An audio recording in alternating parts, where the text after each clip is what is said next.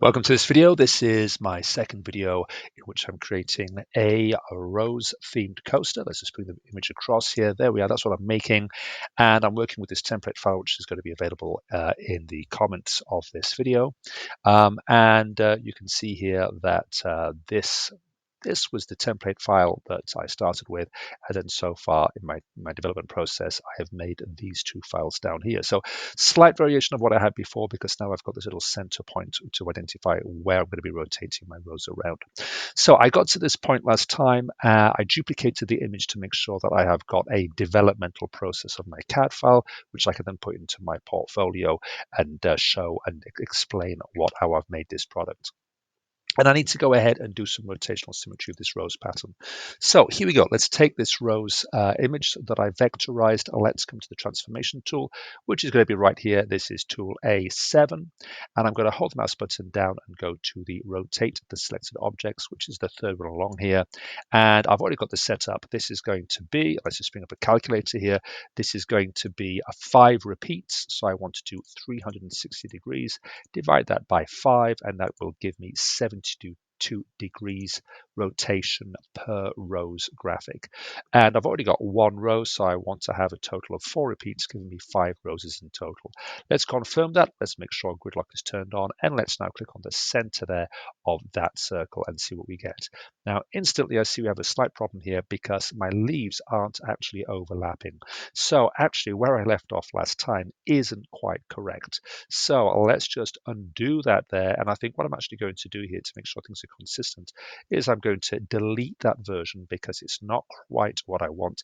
Let's grab this one here. Let's turn off grid lock and step lock. I'm just going to pull this out just a fraction there by right clicking and resizing.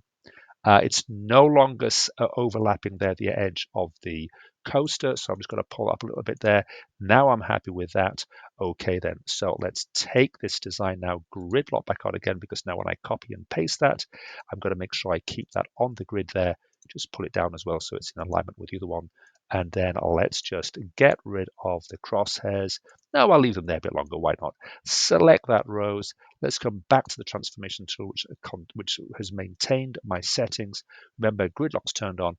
Click on the center, and now that little modification means my leaves are overlapping. Fantastic. Now I feel now I can get rid of that cross in the middle. So what I did there was I clicked on the first line, I shift clicked on the second line, so I select them both at the same time, and I press delete on the keyboard. Okay, so let's have a look now at how we're going to be modifying this so it's going to work as a rose pattern. Now, if I come in and have a look at the actual image I'm going to create here, what I can see over here is that this leaf goes behind this petal. Okay, so that's the effect I want to create. And at the moment, I can see that that leaf actually overlaps the petals. So what I need to do is trim this back here. So I'm going to come to tool B10 here, hold the mouse button down, and I'm going to go to delete part of an object, and that's going to trim to the nearest intersection. So now I'm going to click on those lines there, trim that back like that. Okay, and then now what I could do is I could continue to trim all these back, but I'm going to take a different approach. Now I've cleaned this one up, now I've modified this rose. I'm going to delete those other roses, and I'm going to basically rotate this, because now that's been fixed, it should automatically fix in all the other 4 roses. Now, if I click on this rose, notice now that because I've used the delete part tool, it's separated this outline and this leaf from the rest of the graphic. So what I need to do here actually is make this into a complete polygon again. Now, I could group this together, but I'm not, because grouping is for grouping and ungrouping dissimilar objects. Instead, I'm going to go to make path, and what this will do is it will make this into one continuous polyline or path, which is a lot more powerful for what I'm trying to do here in terms of seeing it as one polyline object, filling it, etc. But for the time being, just trust me, in this case, group into a polyline is the way to go on make path. Okay, so that's now done. And now if I click off that, click on it, you can see it selects it as one continuous object. Let's go again to the transformation tool, which again is tool A7. I keep the same settings as before. I've got grid lock turned on, click on the center, and now I can see that that cutout there for the petal has been repeated all 4 times.